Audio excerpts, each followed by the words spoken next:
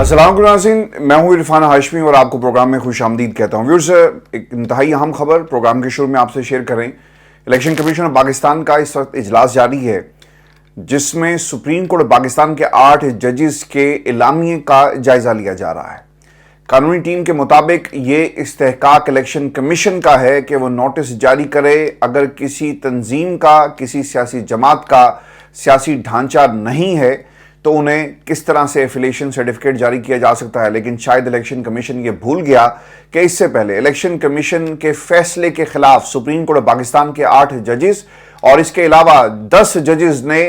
तहरीक इंसाफ को एक सियासी जमात डिक्लेयर किया और जो 39 मेंबरान हैं उन्हें बाकायदा तौर पे उनकी एफिलिएशन का सर्टिफिकेट जारी किया गया, उन्हें पीटीआई का डिक्लेयर किया गया। और ये जो इस वक्त रीजनिंग पेश की जा रही है, सुप्रीम कोर्ट ऑफ पाकिस्तान इसे 1 मिनट से पहले उड़ाकर रख देगी, लेकिन डिलिंग टैक्टिक्स के तौर पर पाकिस्तान तहरीक इंसाफ को उनके 41 मेंबरान वापस नहीं किए जा रहे। व्यूअर्स, पाकिस्तान तहरीक इंसाफ के अरकान को अगवा करके उनसे मर्जी के बयानात और फिर जो कानून साजी और आईनी तरमीम के हवाले से पार्लियामेंट के अंदर एक खेल खेला गया, जो स्टेज ड्रामा किया गया, इसका भी ड्रॉप सीन हुआ और वो तमाम लोग जिन्हें अगवा किया गया, उनकी माओं बहनों बेटियों को उठाकर आप वोट लेना चाहते हैं, उन्होंने अब अपने पैगामात के अंदर इमरान खान के साथ इजहार यकजहती किया। व्यूअर्स, इसकी तफसील में आगे चलकर आपके सामने रखूंगा, लेकिन सिंध हाई कोर्ट से जो खबर आ रही है, पीटीआई को पूरे कराची के अंदर जलसा करने की इजाजत हुकूमत नहीं दे रही। सिंध हाई कोर्ट में बाग़ जनाब में पाकिस्तान तहरीक इंसाफ को जलसे की इजाजत न मिलने के मामले पर डिप्टी कमिश्नर ईस्ट और एसपी के खिलाफ तौहीन अदालत केस की समाअत हुई, जिस सिलसिले में डीसी और मुतल्लिका हकाम अदालत में पेश हुए। अदालत ने यह सवाल किया कि क्या मसला है और पाकिस्तान तहरीक इंसाफ को जलसे की इजाजत क्यों नहीं दी जा रही और मामले को क्यों लटकाया जा रहा है। इस पर डिप्टी कमिश्नर ईस्ट ने जवाब दिया कि सिक्योरिटी क्लियरेंस न मिलने पर जलसे की इजाजत नहीं दी जा रही है। व्यूअर्स, इससे पहले आपको याद होगा कि फजलुर रहमान साहब मुतअद्दिद जलसे कर चुके हैं और इसका जिक्र जो आपके सिंध हाई कोर्ट है, उनके चीफ जस्टिस ने यह सवाल किया था कि ऐसा क्या है, कल ही एक जलसा हुआ, इन्हें आखिरकार क्यों इजाज़त दी गई और पाकिस्तान तहरीक इंसाफ को इजाज़त क्यों नहीं दी जा रही। व्यूअर्स, इससे पहले माजी में फजलुर रहमान के ऊपर हमला हो चुका है, आपको याद होगा, और जिसमें वो बाल बाल बच गए। और अगर देखा जाए तो जो सिक्योरिटी थ्रेट है वो फजलुर रहमान के जलसे को होना चाहिए था, लेकिन यहाँ पर जितनी भी सिक्योरिटी एजेंसीज हैं वो थ्रेट जारी नहीं करती बल्कि इजाज़तनामा जारी कर दिया जाता है। जस्टिस यूसुफ अली ने यह सवाल किया कि कौन सिक्योरिटी क्लियरेंस नहीं दे रहा। इस पर डीसी ने अदालत को बताया कि इंटेलिजेंस रिपोर्ट्स के मुताबिक जलसे के दौरान दहशतगर्दी का खतरा है। अदालत ने सवाल किया कि कहां है वो मिनट्स ऑफ मीटिंग जिसे अदालत के सामने पेश किया जाए, जिसमें कहा गया कि सिक्योरिटी खदशात हैं और इनकी निशानदही की गई। जस्टिस ने रिमार्क्स दिए कि कराची में सिक्योरिटी का क्या मसला है, किसी और सियासी जमात का जलसा नहीं हो रहा क्या? अगर सिक्योरिटी का इतना ही मसला है तो भाई फिर आप ये काम करें, शहर में जलसे जुलूसों पर मुकम्मल तौर पर पाबंदी लगा दे, चाहे पाकिस्तान तहरीक इंसाफ हो चाहे कोई और जमात, किसी को भी इजाजत नहीं दी जाएगी। अदालत ने यह भी कहा व्यूअर्स कि कराची में कई मुतबादिल जगह मौजूद हैं, दरखास्त गुजार को मुतबादिल जगह पर जलसा करने की इजाजत दी जा सकती है। डीसी ने कहा जी कि सिक्योरिटी खतरात पूरे शहर में हैं और पीटीआई को कहीं पर जलसा करने की इजाजत जो है वो नहीं दी जा सकती। अच्छा, अब ये मामला यहाँ नहीं रुक रहा। लाहौर में जलसा रुकवाने के लिए दरखास्त दायर कर दी गई है और हाई कोर्ट में पाकिस्तान तहरीक इंसाफ का लाहौर में जलसा रोकने की दरखास्त आई मिर्जा वाहिद रफीक की तरफ से और एडवोकेट नदीम सरवर की वसासत से इस दरखास्त को दायर किया गया। दरखास्त में यह मौक़िफ़ अपनाया गया कि पाकिस्तान तहरीक इंसाफ लाहौर में जलसे के लिए हाई कोर्ट में मुताबिक दरखास्तें दायर कर चुकी। डिप्टी कमिश्नर लाहौर दहशतगर्दी के पेश नज़र जलसे की इजाज़त नहीं दे रहे। पाकिस्तान तहरीक इंसाफ के जलसों में नफरत अंगेज़ तकारीर की जाती हैं और आखिरी जलसा पाकिस्तान तहरीक इंसाफ ने पाकिस्तान पर किया। वज़ीर आला केपी के अली अमीन गंडापुर की तकरीर भी रिकॉर्ड पर मौजूद है और पीटीआई के जलसों में अदलिया के खिलाफ तकारीर की जाती हैं, आईनी इदारों के खिलाफ तकारीर करके तौहीन जजों की जाती है और नून लीग और तहरीक इंसाफ सियासी मुखालिफ हैं, खून खराबे का खतरा है। देखें, मसला इसके अंदर ये है कि फजलुर रहमान गए और वही दलील जो कराची में इस जलसे के हवाले से दी गई, उनको खतरा नहीं था, لیکن پاکستان تحریک انصاف کو خطرہ ہے، اور لاہور میں بھی اب سے کچھ ہی دن پہلے انہوں نے 2-3 بڑے اکٹھ کیے۔ فضل الرحمان کو یہ اجازت تھی کیونکہ آپ نے ان سے ووٹ لینا ہے، ان کی جان کو خطرہ نہیں ہے، لیکن پاکستان تحریک انصاف کے ساتھ آپ یہ چیز جوڑ دیتے ہیں۔ آپ نے عدلیہ کو بھی گھسیٹنے کی کوشش کی۔ اب دیکھنا یہ ہوگا کہ جس جج کے سامنے یہ درخواست لگے گی وہ عدلیہ کی آزادی کو کس تناظر میں دیکھتا ہے۔ جسٹس منصور کا کرسی پر بیٹھنا اور ان کا کرسی سے اٹھائے جانا اور کسی ٹاؤٹ کو بٹھانا یہ کتنا امپورٹنٹ ہوگا، اور عدلیہ اور بار کونسلز جو اس وقت پریس کانفرنس کر رہی ہیں اور حکومت نے بھی اس حوالے سے فیصلہ کیا، وہ کتنا امپورٹنٹ ہے۔ جج کا ذہن اس فیصلے سے پتہ لگ جائے گا جو اس کیس کے اندر جو بھی وہ فیصلہ سناتے ہیں۔ اور پھر ویورز یہ بھی امپورٹنٹ چیز ہے کہ جو درخواست کی گئی ہے نا، استدعا اس کے اندر رکھی گئی کہ پی ٹی آئی کو پنجاب بھر میں کہیں بھی جلسہ کرنے کی آپ اجازت جو ہے وہ اس سے روکیں۔ یا تو پہلے آپ یہ تعین کر لیں کہ جلسے کے اندر تقریروں سے آپ کو تکلیف ہے، یا پھر اس بات کا بھی تعین کر لیا جائے کہ سیکیورٹی ایجنسیز جو آپ کو انٹیلیجنس رپورٹس دیتی ہیں آپ اس کی بنیاد پر جلسے کی اجازت نہیں دے رہے۔ اس درخواست کے اندر جھول یہ ہے کہ 2 مختلف قسم کے آپ نے اوپینین عدالت کے سامنے رکھے، یا آپ کی اپنی ذاتی رائے ہو سکتی ہے، لیکن عدالت جو سیکیورٹی ایجنسیز کی رپورٹس ہے اس کو دیکھے یا پھر آپ کی دل کی خواہش کو دیکھے، اور پھر دونوں پر تحریک انصاف کو جلسے کی اجازت نہ دینا یہ بنیادی جو حقوق ہیں کسی بھی سیاسی جماعت کے، اور پھر کسی بھی سیاسی جماعت سے منسلک جو اس کا فالوور ہے اس کے ساتھ ایک بہت بڑی زیادتی ہوگی۔ اور اس میں آپ کو یہ بھی خبر دے دوں کہ پاکستان تحریک انصاف کی جو درخواست ہے سماعت کے لیے مقرر کر لی گئی ہے، اور پی ٹی آئی کی لاہور جلسے میں جگہ کے لیے جو درخواست دی گئی تھی جو سول مسلینس ہے متفرق درخواست، یہ بھی سماعت کے لیے مقرر کر دی گئی ہے۔ جسٹس فاروق حیدر آج اکمل خان کی اس سی ایم کے اوپر درخواست پر سماعت کریں گے۔ پاکستان تحریک انصاف جلسہ کرے گی یا نہیں؟ بیرسٹر گوہر نے جی آج بڑے واشگاف الفاظ میں یہ کہا کہ لاہور جلسہ اپنے وقت پر ہوگا، اور اس کے بعد علی امین گنڈا پور بھی یہی اوپینین اپناتے ہوئے ہمیں نظر آئیں گے، اور یہ عمران خان کا حکم ہے، اور اس حکم کی تکمیل کے لیے قافلے کے پی سے اور پورے ملک سے لاہور کا رخ کریں گے، اور ہم اس حکومت کے خلاف آواز اسی طرح بلند کرتے رہیں گے۔ اور آپ کو یہ بھی خبر دیں کہ عالیہ حمزہ کے گھر پر رات چھاپا مارا گیا، اور وہ اس وقت اسلام آباد میں تھی۔ آج انہوں نے ایک پیغام جاری کیا، اور وہ یہ کہتی ہیں کہ میں لاہور میں کھڑی ہوں، آؤ مجھے گرفتار کرو۔ کل تم نے میرے گھر پر ریڈ کی، میں اسلام آباد میں تھی،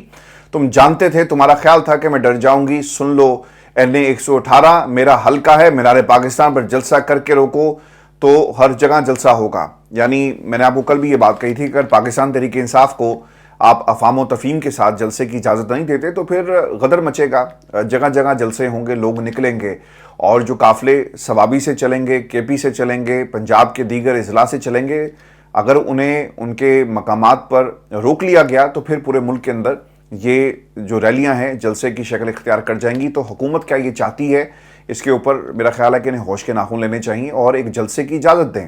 پاکستان تحریک انصاف کو جتنا آپ اسے روکیں گے نا اتنا یہ آپ کی ضد بنے گا، اور پھر اتنا آپ کی سیاست کو نقصان ہوگا۔ اور عدالتیں اوبویسلی جب کسی جماعت کو روکا جاتا ہے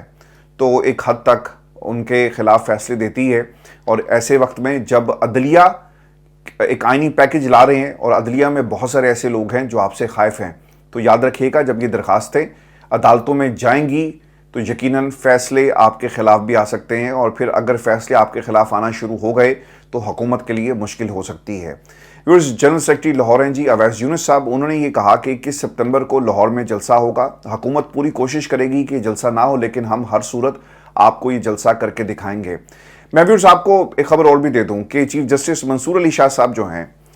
اب ان کی اہمیت بڑھ گئی ہے، اور حکومت نے ایک طرح سے گھٹنے ٹیک دی ہیں، اور وہ اراکین جو پچھلے کچھ دن سے لاپتہ تھے وہ بھی باہر آ کر پاکستان تحریک انصاف اور عمران خان کے حق میں بات کر رہے ہیں، اور پھر وہ لوگ جنہیں اپنی ہی جماعت کی طرف سے ریزسٹنس تھا اور تضحیک امیز قسم کا سلوک ان کے ساتھ کیا جا رہا تھا، اب انہوں نے بھی اپنی جماعت یعنی نون لیگ کے حوالے سے کھل کر بات کرنا شروع کر دی ہے، اور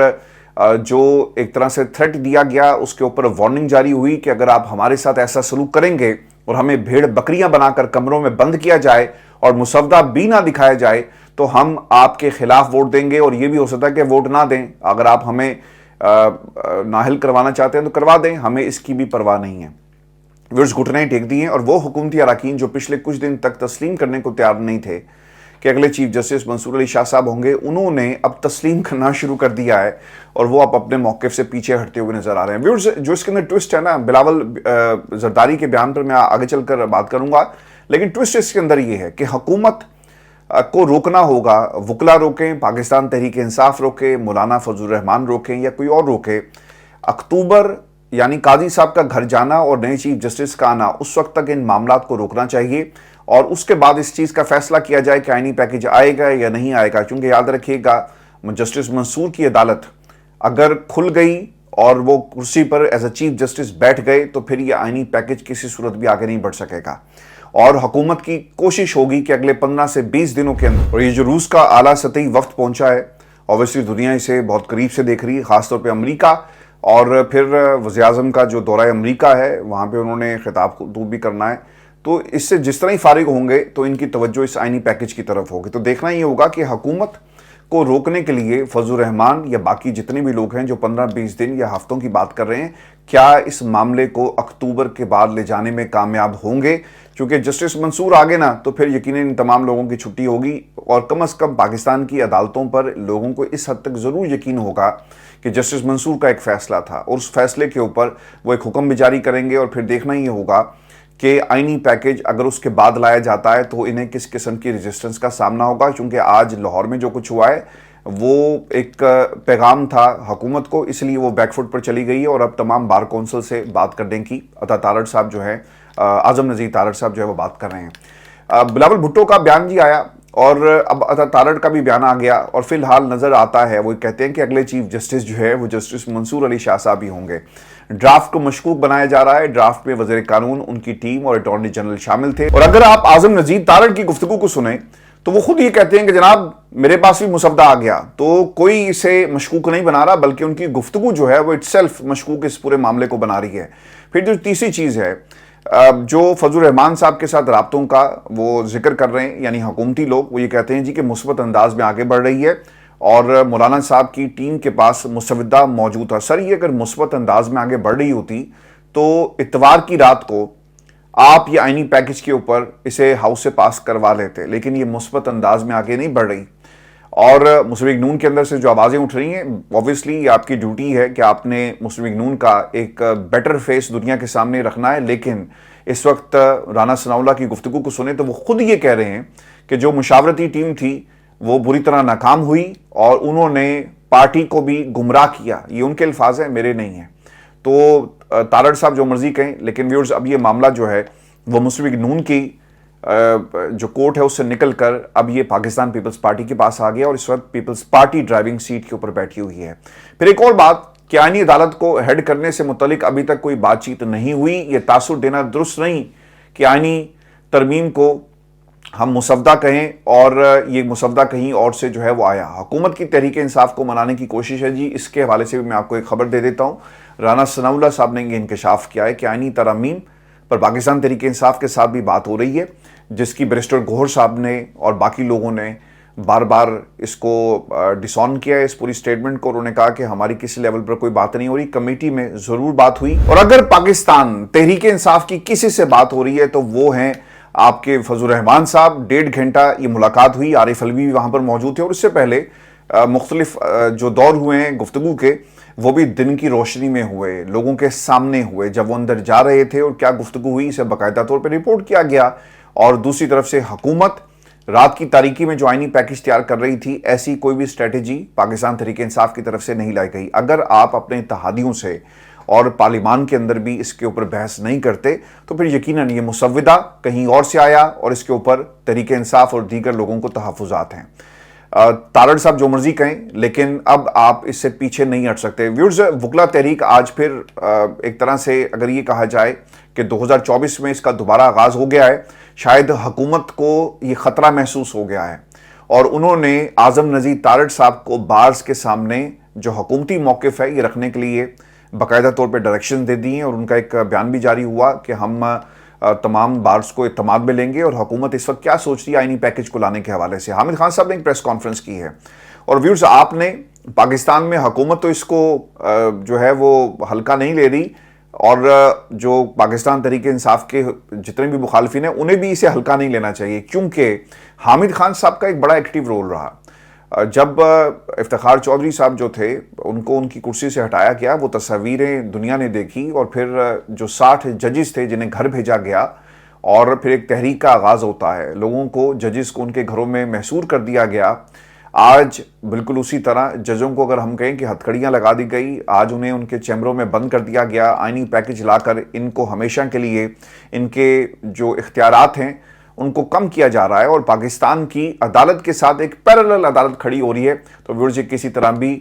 جو حالات ماضی میں مشرف صاحب کے دور میں تھے، آج اس سے بدتر حالات ہیں۔ پر حامد خان صاحب کی پریس کانفرنس سے پتہ ہی لگ رہا ہے کہ وکلا پیچھے ہٹنے والے نہیں ہیں، اور دوسری طرف اعظم نذیر تارڑ کا جانا۔ پہلی چیز جو حامد خان صاحب نے کہی کہ کل وکلا کی ایک نیشنل کنونشن کا ہم اہتمام کر رہے ہیں جو کہ آئینی ترامیم کو مسترد کرتی ہے۔ ہم وکلا نے کسی بھی متبادل عدالت کو قبول نہیں کرنا۔ سپریم کورٹ وفاق کی عدالت بھی ہے اور آئینی عدالت بھی ہے۔ ایک بڑی مضموم کوشش ہو رہی ہے کہ ایک متبادل عدالت لانے کی، جس میں یہ اپنے ٹاؤٹ بھرتی کرنا چاہتے ہیں۔ چیف جسٹس کی ترقی کا طریقہ کار 18ویں ترمیم میں دیا گیا، سب اس پر متفق ہیں۔ ہم آپ کو اپنے کسی ٹاؤٹ کو چیف جسٹس نہیں بنانے دیں گے۔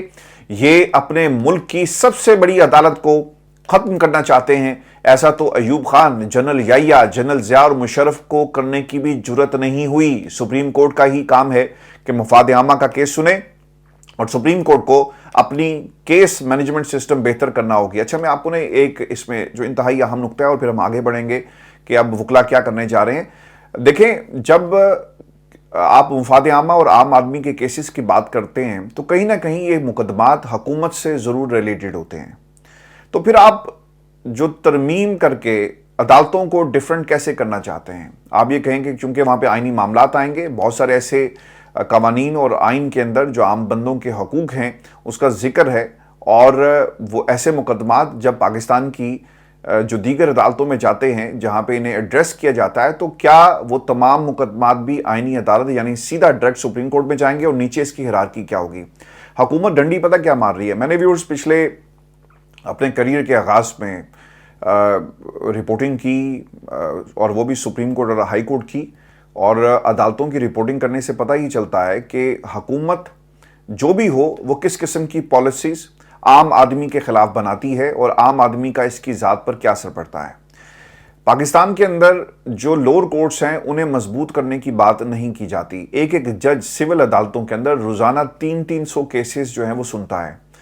ایسا کوئی کام جو ہے وہ کمپیوٹر کو بھی اگر آپ دیں گے تو اس کا بھی سسٹم جو ہے وہ بریک ڈاؤن ہو جائے گا، اس کا بھی سی پی یو جو ہے وہ بیٹھ جائے گا، اور اس میں سے دھواں نکلنا شروع ہو جائے گا۔ روزانہ کی بنیاد پر 300 کیسز، 250-300 کیسز اگر ایک جج سنے گا، اور اس کی کاز لسٹ پہ یہ 300 کیسز ہوں گے، تو وہ انصاف کیسا کر سکے گا؟ آپ جائیں کسی بھی عدالت میں، لاہور، سندھ، پنجاب، کہیں آپ چلے جائیں، وہاں پر جو ان کی جو عملہ ہوتا ہے، بہت سارے جج صاحبان ایسا کرتے ہیں کہ انہوں نے کیسز کو مارک کیا ہوتا ہے، اور تاریخ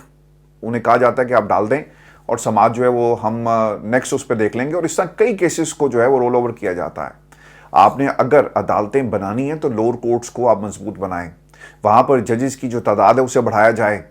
سپریم کورٹ پاکستان میں کتنے ایسی کیسز ہیں جو جاتے ہیں؟ ہائی کورٹس کے اندر جتنا اخراجات کسی بھی کیس کے اوپر اگر کہا جائے کہ کسی بھی عام بندے کے آتے ہیں، تو ہر بندہ ہائی کورٹ کے وکیل کو اور ہائی کورٹ جانے کو افورڈ نہیں کر سکتا، لیکن اس کے باوجود نمبرز بہت زیادہ ہیں، بالکل ٹھیک ہے، لیکن جو پینڈنسی ہے لوور کورٹس کی، جب تک وہ ختم نہیں ہوگی، یہ سارے جو ہے نا بیٹھ کر صرف آپ کو منجن بیچ رہے ہیں، اور اس میں کچھ نہیں ہے۔ اب جو سپریم کورٹ کے مینجمنٹ سسٹم کی بات ہو رہی ہے، بالکل ٹھیک ہے، ہونا چاہیے، لیکن فوکس آپ کا پاکستان کی لوڈ جوڈیشری پہ ہونا چاہیے، جہاں پر ایم آئی ٹی کے اندر بہت سارے ان کی درخواستیں ججز کے خلاف جاتی ہیں۔ ججز بار رومز کے جو بدماش قسم کے وکلا ہوتے ہیں ان سے ڈر کر فیصلے دیتے ہیں۔ نچلے لیول کے اوپر کرپشن ہے، نچلے لیول کے اوپر آپ کو جو ہے توجہ دینے کی ضرورت ہے۔ جو ہائی کورٹس ہیں یا پھر سپریم کورٹس، اتنے زیادہ کیسز یعنی ایز کمیٹو لوور کورٹس جو ہیں وہ ان عدالتوں میں نہیں جاتے، کیونکہ اس میں سب سے بڑا فیکٹر پیسے کا ہے، اور ہر بندہ ہائی کورٹ کے وکیل کو افورڈ نہیں کر سکتا، یعنی ہمارا نظام انصاف بہت مشکل ہے اور مہنگا ہے۔ एक और बात जो हामिद खान साहब की तरफ से की गई कि उम्मीद है कि जस्टिस मंसूर अली शाह आकर केस मैनेजमेंट सिस्टम बेहतर करेंगे। भारत में 5 सीनियर तरीन जज मफाद आमा के केसों पर फैसला करते जबकि बाकी जजेस दूसरे केसेस सुनते हैं। पाकिस्तान में भी ऐसा सिस्टम लाया जा सकता है, ये भी उन्होंने बात जो है वो की है। मैं भी आपको ये भी खबर दे दूं कि इंट्रा पार्टी इलेक्शन केस इसकी समाअत हुई है और इसके ऊपर बैरिस्टर गोहर ने मीडिया से गुफ्तगू की और उन्होंने कहा कि पाकिस्तान तहरीक-ए-इंसाफ वाहिद जमात है जिसने इंट्रा पार्टी इलेक्शन आइन के मुताबिक कराए। हमारी पार्टी का स्ट्रक्चर मौजूद है, हमने बेहतरीन इंट्रा पार्टी इलेक्शन कराए थे। टारगेट करना बदनीयती है। उम्मीद करते हैं कि इलेक्शन कमीशन हमारी राह में मजीद रुकावटें नहीं डालेगा। 2 अक्टूबर को होने वाली समाअत में इंट्रा पार्टी इलेक्शन का मामला भी हल हो जाएगा। इलेक्शन कमीशन से यही उम्मीद है कि वो हमारी राह में मजीद रुकावटें नहीं डाले। इलेक्शन कमीशन के लिए मुनासिब नहीं कि वो एक पार्टी के इंट्रा पार्टी इलेक्शन पर बात करे और बाकियों को छोड़ दे। अब तो सुप्रीम कोर्ट में भी ये चीजें वाज़ेह हो चुकी। हमने जो दस्तावेजात जमा करवाए थे वो अभी FIA के पास है। हमने दरख्वास्त की थी कि FIA से तमाम दस्तावेजात जो है वो तलब की जाए। Pakistan Tehreek-e-Insaf intra party election case की समाअत 2 अक्टूबर तक मुलतवी हो गई है जी, और पाकिस्तान तहरीक-ए-इंसाफ के इंट्रा पार्टी इलेक्शन की दस्तावेजात जमा कराने की उन्हें बाकायदा तौर पर हदायत की गई। चूंकि आज उनसे जब ये पूछा गया कि वो किधर हैं तो बैरिस्टर गौहर और जो उनके साथ लोग वहां पर मौजूद थे उन्होंने कहा कि सर FIA का छापा पड़ा और सारे का सारा रिकॉर्ड जो है वो लेकर चले गया। अब वो FIA वालों से भी पूछा जाएगा कि यार तानू की लोड़ पई सी कि तुम लोग जो सारा रिकॉर्ड उठाकर लेकर आ गए, और एक तरह से ये दरख्वास्त जो है वो ऑब्वियसली अदालतों में जाएगी और अगर ये कोशिश भी करेंगे रिकॉर्ड पेश करने की तो इसके अंदर ये सबसे बड़ा फैक्टर मौजूद है कि रिकॉर्ड FIA के पास मौजूद है। व्यूअर्स, JUI का भी केस इस वक्त ज़ेर समाअत था और JUI ने इंट्रा पार्टी इलेक्शन केस 6 माह का वक्त मांग लिया है। इलेक्शन कमीशन ने वक्त देने की दरखास्त पर फैसला महफूज कर लिया। तो अब आपको पता लगेगा, क्योंकि वोट चाहिए और इसके साथ साथ वोट तभी मिलेगा ना जब आप क्या करेंगे, आप फजलुर रहमान साहब के साथ ताउन करेंगे। जैसा रियासत ने प्रोटोकॉल दिया, इलेक्शन कमीशन भी प्रोटोकॉल देगा, अदरवाइज इनको लग पता जाएगा। व्यूअर्स, ये आज की नशिस्त थी। अगली वीडियो में आपसे जल्द मुलाकात होगी। इजाज़त दीजिए, अल्लाह ने के बाद।